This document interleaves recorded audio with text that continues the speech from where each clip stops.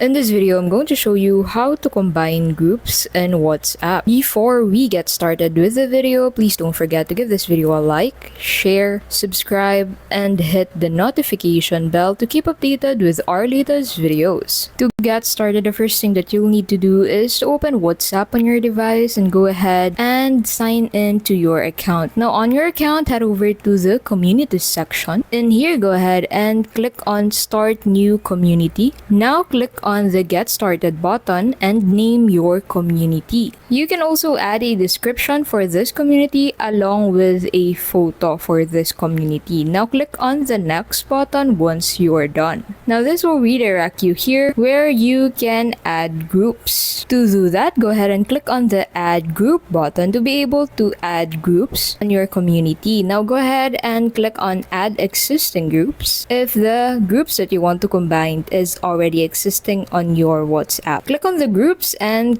click on the Next button to proceed with the next step. Now, go ahead and click on Add in Community to proceed on adding these groups on your community. And that's how you can simply combine groups on WhatsApp. Thank you so much for watching, and we'll see you in the next video.